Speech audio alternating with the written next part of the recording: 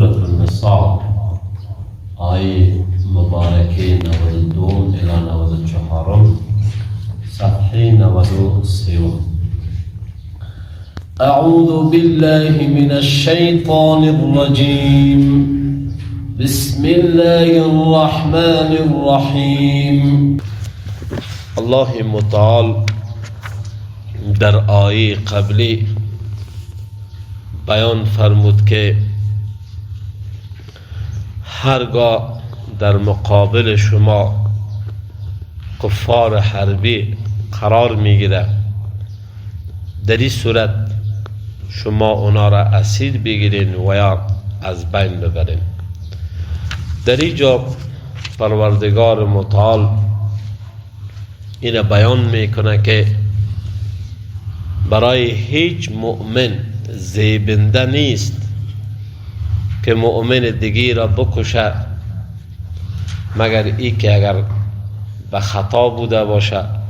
احکامش را باز الله بیان میکنه که قتل خطا چی احکام را در خود داره و همچنان پیرامون قتل عمد که یک مسلمان یک نفر میکشه الله جل جلاله در اینجا برای ما بیان میکنه. الله متعال می فرماید و ما کان لمؤمن، و نیست برای هیچ مؤمن شایسته ان یقتل مؤمنا، این که بکشد برادر مؤمنش را الا خطا، مگر به خطا اگر این کار از پیشش سر بزنه. در اینجا علامه آلوسی در تفسیر ذکر میکنه که آیه مبارکه در مورد صحابی به نام عیاش رضی الله تعالی عنه نازل شد. این صحابی از طرف یک فرد در دوران مکه مکرمه شکنجه شده بود، اذیت شده بود. وقتی که فتح مکه میشه این صحابی او فرد را که شکنجه کرده میکشه. بعد معلوم میشه که او مسلمان شده بود و هجرت کرده بود. الله متعال ای آیه مبارکه را نازل کرد که حال اگر یک نفر قتل خطا میکنه او چی باید بکنه؟ الله احکامش را چنین بیان میکنه و من قتل مؤمنا، کسی که بکشد مؤمن را خطأ به خطا، نیت قتلش نداره خو قتل خطا میشه، حالا چی باید بکنه؟ فتحریر رقبه، اول الله بیان میکنه که آزاد بکنه یک برده مؤمن را، و دیت مسلمت الی اهله، و همچنان دیت بده بورسه مقتول. در اینجا آزاد کردن برده فی الحال وجود نداره. چی بکنه؟ احکام بعدی میه و دیت بده. دیت نزد امام ابو حنیفه رحمه الله ای هست که اگر از شتر حساب میشه 100 شتر هست و اگر از درهم داده میشه اصطلاح 1000 درهم است و این محکمه باز فیصله میکنه به حد توان از طرف همون کسی که قتل خطا کرده. آن یک حالت را الله بیان میکنه که اگر خانواده مقتول قاتل را عفو بکنه الا ان یصدقوا، اگر عفو بکنن دیگه گپ تمام است و خلاص است و پروردگار عفو را دوست داره. آن احکام ازیر الله بیان میکنه که فان کان من قوم عدو لکم، پس اگر بوده باشه امی کسی که به قتل رسیده از تو قومی که دشمن شما هست، در حالی که خودش مؤمن است و هو مؤمن، خود از این فردی که کشته شده مؤمن است اما خانوادهش مؤمن نیست، دشمن مسلمان ها حربی هستند، فتحریر رقبت مؤمنه، الله بیان میکنه که در این صورت یک غلام مؤمن آزاد شود. و این کان من قوم بینکم و بینهم میثاق، صورت دیگه را الله بیان میکنه. اگر کسی که کشته شده از قوم باشه که میان شما و اونا عهد و پیمان هست، آره با خانواده مقتول باید دیت داده شود و برده مومن هم آزاد شود. ایره الله بیان میکنه. و این کان اگر بوده باشه من قوم از قوم باشه مقتول که بینکم در میان شما و بینهم و در میانشان میثاق عهد و پیمان بسته شده، فدیت مسلمت، در این صورت فدیه بده الى اهلهی، بر اهل از او یعنی مقتول، و تحریر رقبت مؤمنه و همچنان آزاد بکنه یک غلام مؤمن را. آن پروردگار متعال خود تخفیف میاره، یک نفر توانمندی 100 شتر هم نداره دیت بده، غلام موجود نداره، چی کار بکنه؟ الله ایره بیان میکنه. فمن لم یجد، پس کسی که نیافت، چی را نیافت؟ این آدم پیسام نداره و غلام موجود نداره، فصیام شهرین متتابعین، پس 2 ماه پی در پی روزه بگیره. اگر یک روز از پیشش خطا میخوره دوباره جمهور بیان میکنه سر روزش را تمام بکنه. انال پروردگار ایره بیان کرد که تو روز میشه که نمی غلام وجود نداره، پس مسلمان ها چی باید بکنه؟ روزه بگیره پی در پی. توبتا من الله، این به خاطر قبولیت توبه قاتل هست که الله او را توبهش را بپذیره. و کان الله واس الله متعال علیما، دانا حکیما با حکمت.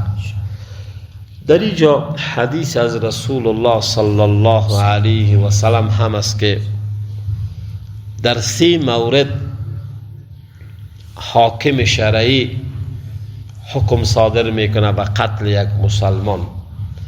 اولی که زنا بکنه متأهل باشه، حکم سنگسار به خود میگیره. دوم کسی که او کار بکنه که خلاف دین الله متعال هست، یعنی مرتد شود، دین اسلام را ترک بکنه، حاکم شرعی او را هم تحقیق میکنه، باز برش حکم صادر میکنه که باید به قتل برسه. این حالتهای استثناء هست که در شریعت ما و شما برش احکام وجود داره، احکام تفصیلی وجود داره. الله این را بیان میکنه که یک مسلمان دیگه مسلمان صورت سیومش قتل عمد میکنه، میکشد، چه حکم داره؟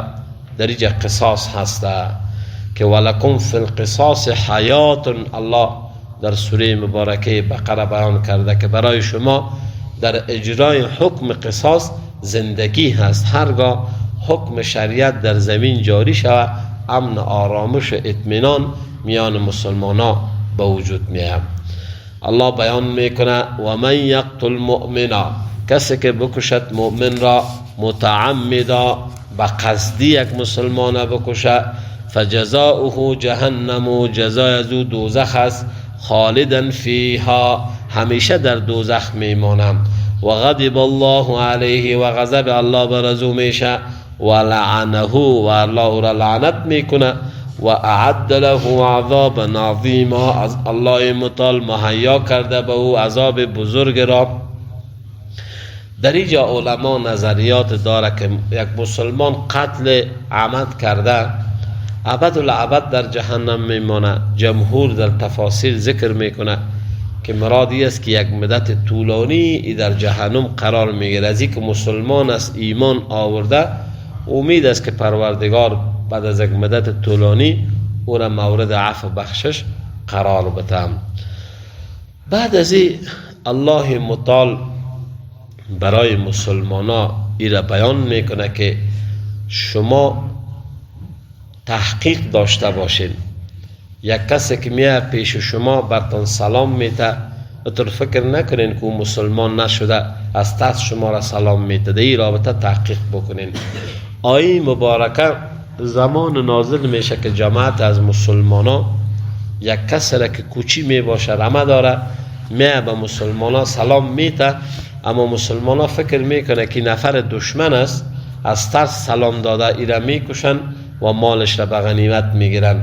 الله ای آیه مبارکه را نازل میکنه که شما یک کسی که میاد پیش شما سلام میده، شما فورا او را تاپی کفر نزنین، یک تحقیق بکنین میشه او ایمان آورده باشه، مسلمان شده باشه. الله ای را بیان میکنه یا ایها الذین آمنوا ای اهل ایمان اذا ضربتم فی سبیل الله، وقتی که شما در راه الله به جهاد سفر کردید، فتبینوا، بخوب تحقیق کنید تا تشخیص شود که کی کافر است کی مسلمان. ولا تقولوا، نگوید شما لمن از برای کسی که القا پیش میکنه الیکم السلام، برای شما کلمه سلام را، لست مؤمنا، کو مؤمن نیست. یک نفر سلام داد فورا فتوای کفرش را ندین. تبتغون عرض الحیات الدنیا، آیا شما به وسیله کشتن از این مؤمن متاع دنیا را میخواین؟ فعند الله، نزد الله متعال، مغانم کثیره، غنیمت ها مال بسیار زیاد هست. کذالک، همچنین کنتم بودید شما من قبل، و قبل از این شما هم پیش از این اسلام ناورده بودین. فمن الله علیکم، پس احسان کرد الله متعال بر شما، شما مسلمان شدید.